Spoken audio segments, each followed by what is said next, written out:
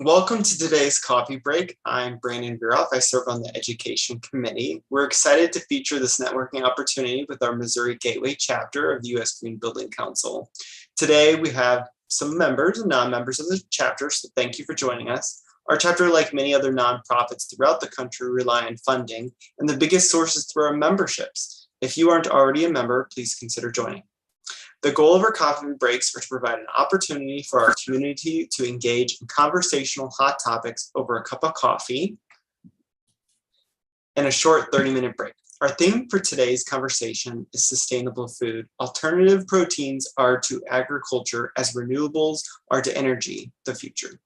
Today, I'm excited to introduce our special guest, Sheila Voss.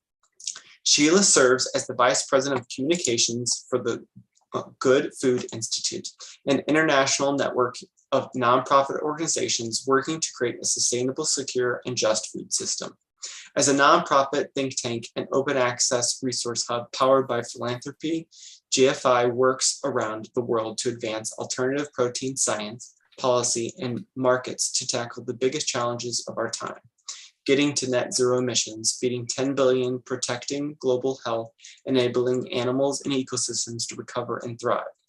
Prior to joining GFI, Sheila served as the Vice President of Education for Missouri Botanical Garden from 2009 to 2019. And from 1996 to 2019, led the conservation and community engagement work of the SeaWorld, Busch Gardens, and Discovery Cove Park across the U.S. Sheila holds a BA in English from Pennsylvania State University and an MS in Environmental Sciences from SIU Edwardsville. So just some guidelines for today's coffee break. The option to click the grid view in the upper right-hand corner is to see more callers' faces. We would love to see your faces. The chat function is enabled for anyone who wants to throw out a question there. Please try to be respectful of others. Allow others to join in the conversation. Be mindful of not jumping over anyone speaking. Feel free to talk though without being called upon. But if you have something to say and you want to get in on the conversation, just throw up a little hand signal, and I'll try to get you into the conversation when available. And then try to keep yourself muted unless speaking to avoid background noise. Without further ado, Sheila. Awesome, wonderful. Thank you so much, Brandon. Thank you so much, Freddie. It's great to see a few names and faces that I recognize from my Missouri Botanical Garden days. I'm gonna go ahead and start sharing my screen here. Does that look good for everybody? Can everybody see that? Thumbs up, yeah, okay, awesome. So one, thank you again for that great introduction, Brandon. I love coffee as well as I love the U.S. Green Building Council, so how could I say no? So Brandon already mentioned a few things about the Good Food Institute, the place that I call my professional home these days, but a little bit more. We are a nonprofit. We are a think tank that's based in Washington, D.C. However, we've been remote even before COVID was a thing. We're a fairly young organization. We've been around for about 6 years, but already we have an international presence. So we have affiliates in, not only we have GFI US, but we have GFI Europe, GFI Asia Pacific, Israel, India, Brazil. So we are quickly growing as an international network. I myself, however, remain based right here in the St. Louis region. I live over on the Illinois side in the Edwardsville area. So I kind of get the best of both worlds, where I get to stay rooted here to this region that I've come to love, having spent half my life here already, and I just love it. But then I also get to work alongside truly brilliant global team of scientists and policy experts and corporate engagement specialists, and of course, fellow communicators and educators. So anyway, okay, let's hop right in here. Let's see here. Okay, so the coffee break. So in my experience, cold hard facts pair nicely with hot coffee. So we're gonna start with some cold hard facts. I'm gonna go into a little bit about, you might be saying, well, what is she talking about? What is alternative proteins? I'm not quite sure. So we're gonna talk about that, and then how it intersects with some big issues, right, regarding climate, global health, food security, biodiversity, right? Like just some light conversation on a Friday morning. And then sort of our theory of change, how we do this work. All right, so getting started with the cold hard fact side of things. So let's talk about meat, shall we? So meat consumption keeps going up, despite years and years, decades of environmental educators like myself, sustainability practitioners, and global health experts pushing for the reverse, right? So everywhere in the world, meat consumption tracks with income. This is true, especially in the US, which boasts, I believe, the highest per capita consumption of meat as of today. According to the United Nations, according to the UN, meat production and consumption is expected to more than double by 2050. So think about that and let that sink in. And conventional meat, as it's grown, as it's made now in sort of the business as usual way, it does cause some pretty serious existential risks. On the climate front, on the global health front, with regard to contributing to antibiotic resistance, contributing to the spread of zoonotic disease, which can be a leading enabling factor in the next pandemic, food insecurity, biodiversity, so a host of things. So some of you may know this from, I was fortunate to work alongside some of you here during my decade at the Garden, which I remain incredibly grateful for. But many of you know that I've spent a lot of time in my career focused on biodiversity issues, biodiversity advocacy, local biodiversity, wildlife conservation. And that was one of the reasons why I was drawn to the Good Food Institute, because it's really impossible to solve for biodiversity without solving for agriculture. So if the chart I showed you, the slide before, if you imagine that keep going up, like on the trajectory toward 2050, and if you imagine then that we keep making meat the same way that we're making it now, along that same trajectory, then we will experience what a group called the Land and Carbon Lab calls this global land squeeze. So we'll basically need, if we do that,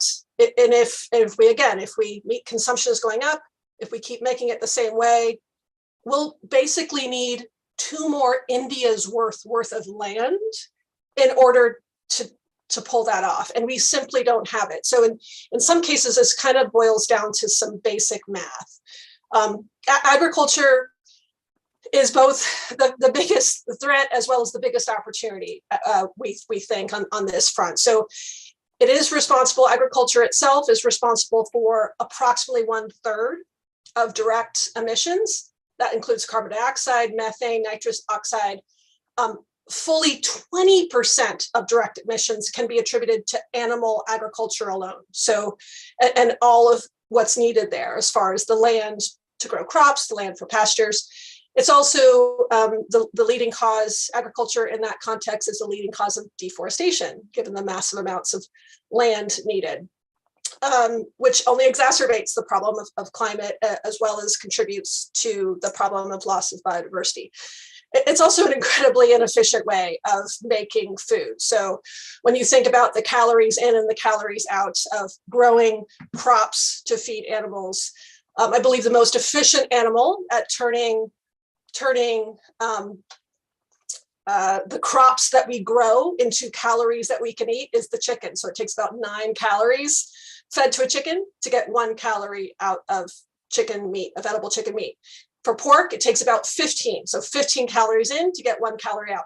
For beef, it's more along the lines of 40 calories in to get 1 calorie out. So if you think about it from an efficiency standpoint, it just doesn't make a lot of math sense, especially when you couple that with the land needs and the externalities there. So end story here, we simply cannot decarbonize food production. We can't have a net zero food system without, if we are producing meat exclusively from animals. So by 2050, we'll have a lot of people eating lots of meat. So we've got to find another way. Agriculture, again, biggest threat, but also biggest opportunity. We need alternatives. We need innovation. So let's make meat a different way, shall we? study, so when it comes to this, gets into our theory of change here. So when it shows, when studies of all sorts look at why people make the decisions that they do about what they eat, it comes down to taste, comes down to price, it comes down to accessibility. And a shift to alternative proteins, plant-based and cultivated meat, which I'll get into it a little bit more in a second here as far as what is meant by those terms. Plant-based and cultivated meat aren't about convincing anybody to change their behavior. It's only really about thinking about price, taste, and accessibility. So it's not about behavior change. It's about changing the products so that the products simply outcompete the products of business as usual, conventional industrial animal agriculture. And it just simply becomes how meat is made.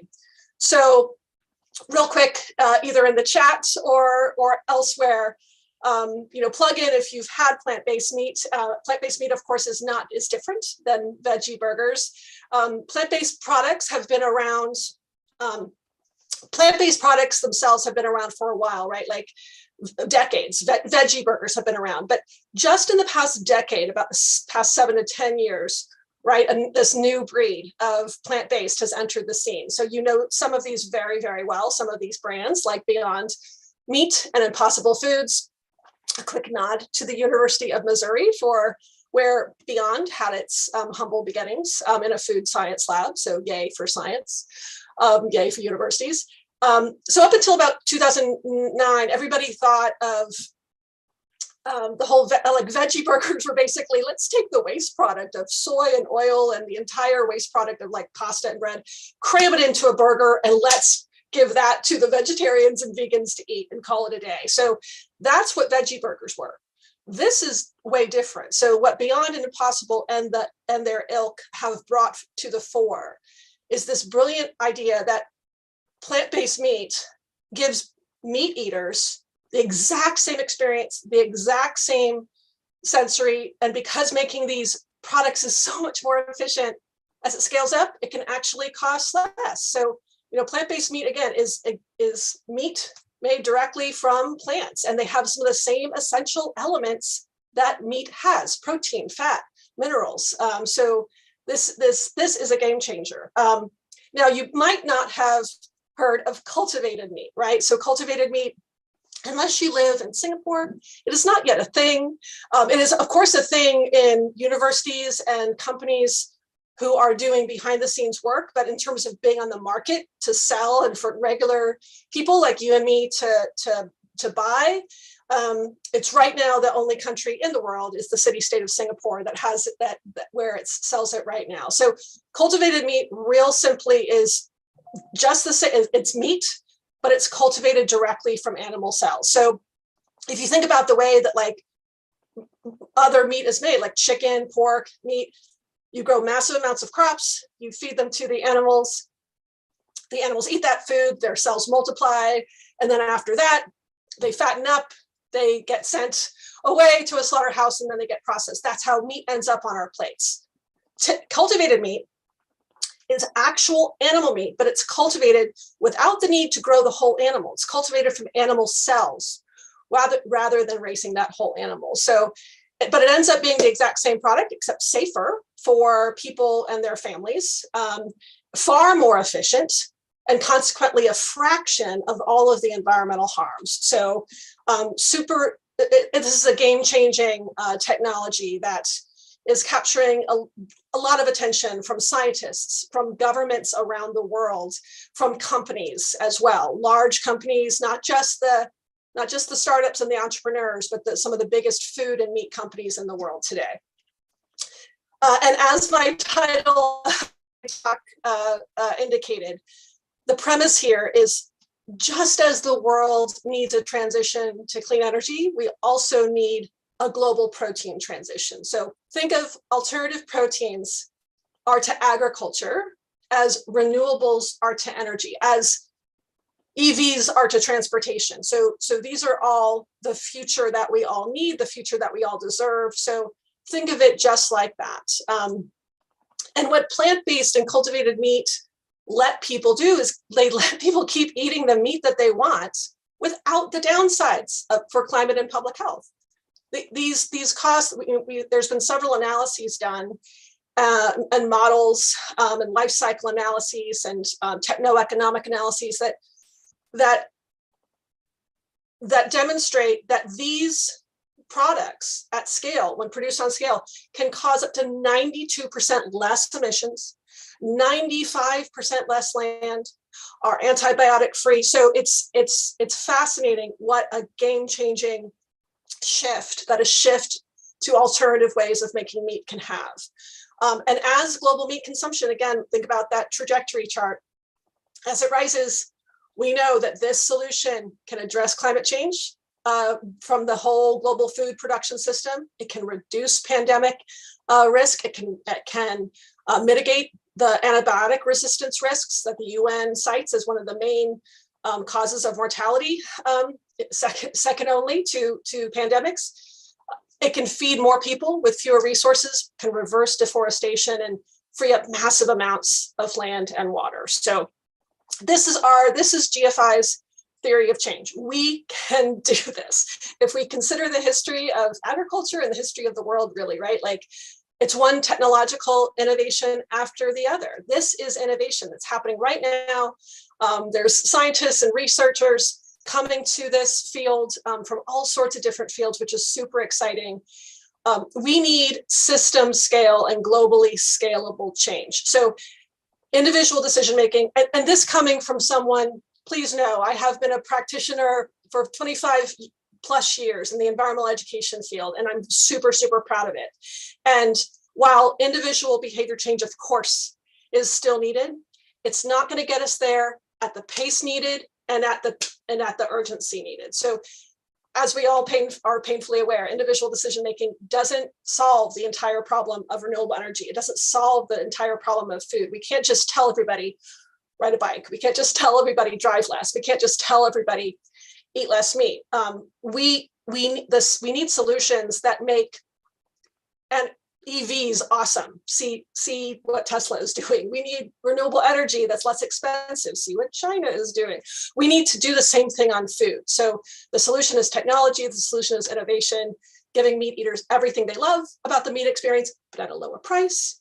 And it's going to take policy, industry, and scientists behind the policy and industry to make it all possible. And that's true for renewable energy. It's going to be true for transportation. And of course, it's going to be true for the ag sector as well. So that's what the promise of making meat from plants and cultivating meat from animal cells is essentially why it's essentially the renewable energy of food. So my second to last slide here, a little bit about the Good Food Institute, and made mention of who we are. So this is how we work. So we have scientists on staff, we have policy experts and lawyers on staff, we have all sorts of folks that work with the private sector as well in a variety of different ways. So we really do focus on shifting systems so that the landscape makes this transition easier, takes away obstacles, accelerates the pace. And we are open access. So all of our science that we publish and produce and fund is open access. So science and innovation anywhere can advance progress everywhere is basically the premise here. And that's a view of where we are all around the world. And lastly, there's indicators here that are pretty exciting. Some of the largest food companies and meat companies in the world, Nestle, Tyson, Cargill, JBS, Bunge, they're seeing themselves in this space. None of them are excited about their environmentally harmful impacts. None of them are excited about volatility in supply chains. They're seeking solutions. So the corporate sector is stepping up. However, I will say that while this is exciting, success is not inevitable. So massively more investment is needed, both in the private sector as well as public sector. So government funding of R&D, government funding to just like governments invest in clean energy transitions, the same is needed here in the ag sector. So with that, I'm going to stop and I'm going to shift it to, I'm going to stop sharing. Oh, this is our vision for the Good Food Institute. So this is my pretty last slide. But I'm going to stop sharing right now if it's okay, because I have not been looking at the chat or anything. So I'm going to rely on Brandon and Freddie or anyone else to let me know if there is anything happening in the chat that I can respond to. Hey, Robbie, you've got a question you put in the chat. Do you want to speak to it? Sure, I'd be happy to. And I apologize for having my camera off. I'm just in transit, so you don't want to see my background shaking around anyway. Sheila, thank you so much. That was really great and made me hungry as well. So I've seen some perspectives that say that by some metrics, plant-based beef is much less resource intensive than animal-based beef, but it's far more resource intensive than the plant ingredients that would go into that. So, a plate of the, soy or peas or whatever that would go into the plant-based meat. So I was wondering if you have a perspective on that, whether that's accurate, and if you think that plant-based meat is going to get more resource efficient, or if it's just like, this is just something about processed foods and it just has to be part of the sort of holistic global solution. Yeah, no, it's an excellent question. So I hear two different things in that question. The question about processed foods, and then the question just about like, what's it going to take, right? What's it going to take for the innovation? I think one level setting here is right now, the early folks like Beyond Impossible, they've been working with crops that haven't been optimized for plant protein. They've been working with commodity crops, sure. Soy, wheat. So what's fascinating about entities like Benson Hill right here in our backyard, Robbie, and others that are looking at crops through a different lens of how can we optimize things. I think they're working on a soy that has triple the amount of protein, right? So again, innovation, technology, research, plant science. We have plant scientists on staff who work with some of the leading universities all around the world.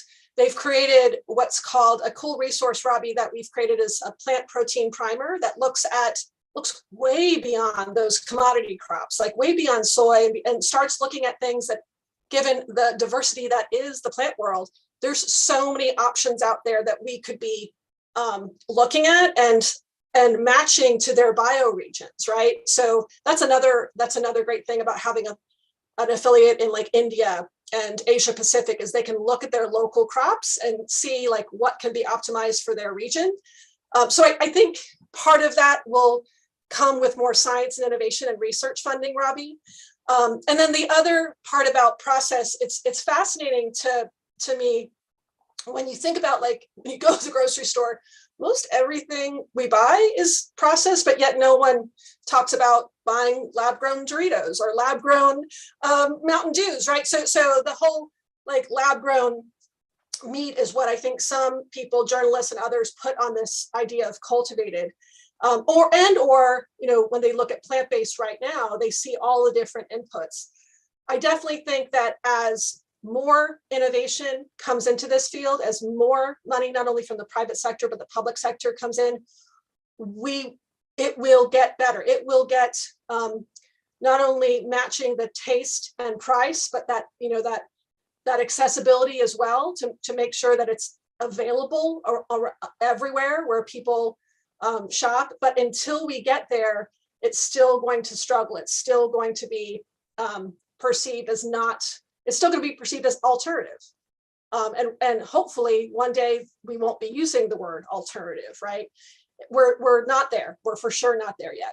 I don't know if that helped answer some of your questions. Absolutely. Thank you so much, Sheila. And it's really great to hear about the primer too. I'm not surprised, but it's so cool to think about actually leveraging plant diversity beyond the usual suspects. Yeah, I will send you a link to that afterwards. Assuming that you have your same Mobot address, I know where to find you. I can send you a link to that. It's very, very cool. So it's a cool body of work. Looks like Jean's got something to say. I do. Good morning, Sheila. It's great to see you, and thanks, USGBC. I've been noting with interest, as always, hearing you, some of the phrasing that you use, calories in, calories out, the term making meat. And I'm curious to know, you being the Global Communications Director of Good Food Institute, what are some of the innovations that you and your team have put in terms of communicating about this since you've had a tenure on this team? Oh my goodness gracious, what a great question. I can say it's a very humbling experience. We get schooled every day, right, with how communications and how the words we use, the framing that we use is either lands or doesn't land, right? So I think it's been a challenge every day, but it's like an experiment every day too. And we get feedback right away, right? And as we all know, what ends up in the news, what ends up in New York Times or Wall Street Journal doesn't always necessarily jive exactly with how we'd like folks to talk about it.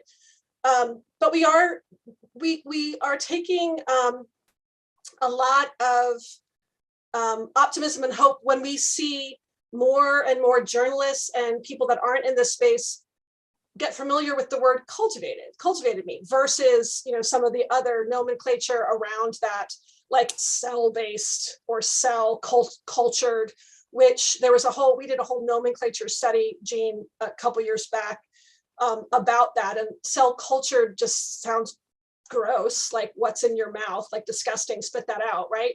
And it sounds like algae, whereas cultivated is indeed a very descriptive word. It's sort of like plant cultivation, right? Like where you're taking a cell, you're putting it in a medium where it has all these nutrients, you're allowing it to multiply, biomimicry for the win, allowing it to multiply, turn into tissue, that tissue turns into muscle, that muscle turns into a piece of meat that is what you end up eating. And so that we're pleased that we're seeing an increase in not only companies using the word cultivated versus lab grown, frankenfood, like all these words that sometimes don't, do more harm than good. And we're seeing that now in more use beyond the folks who live and breathe this every day. But to be sure, we have more room for improvement there, Jean, as far as communicating what can sometimes be either complex or foreign, or I don't like technology in my food, like that type of thing. So like I said, I get schooled every day, and me and my colleagues get schooled every day on how to do this in a way that is clear, is not off-putting, and brings more people into the fold.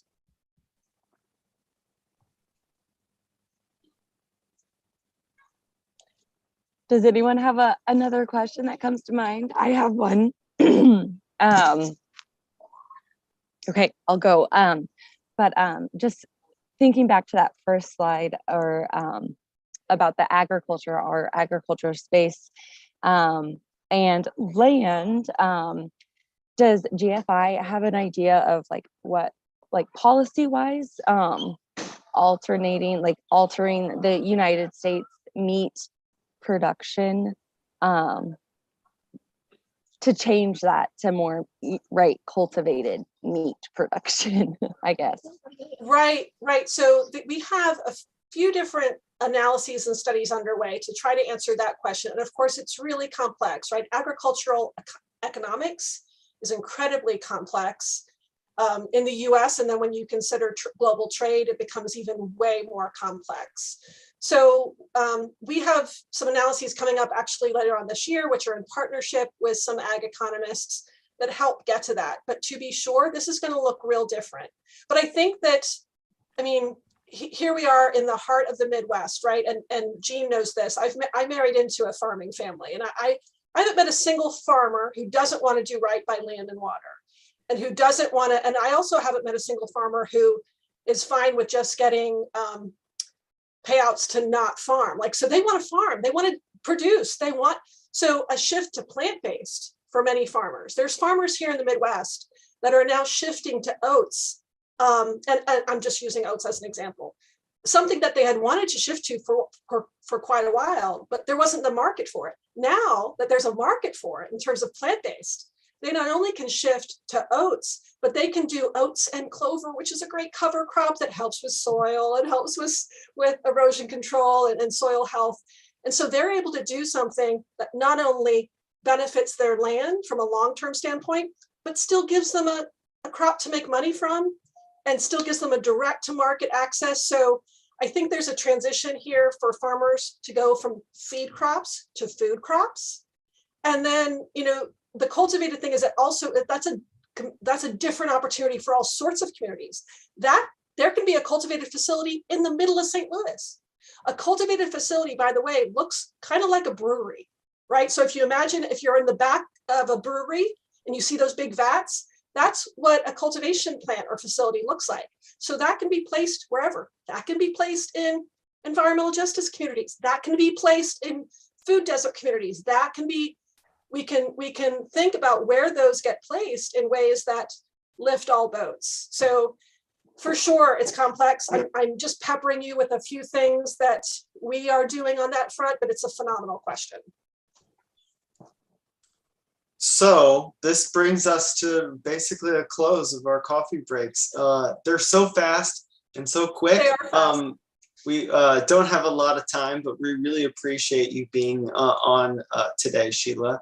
And Jean brings up a question that we're going to carry over to our next coffee break. Jean is asking about if there are any tech, startup, and innovation sectors here in St. Louis that are supporting good food institution work. Well, our next coffee break is about introducing climate-friendly snacking. So stay tuned for that. I put the link in the chat below, so I hope to see everyone at our next coffee break. Thank you very much. Thanks all. Thanks so much. Thank you. Thank you. Bye. Happy Friday. Thanks for being here, Kathy. Bye, Frank. Bye, Rico. Thank you, everyone.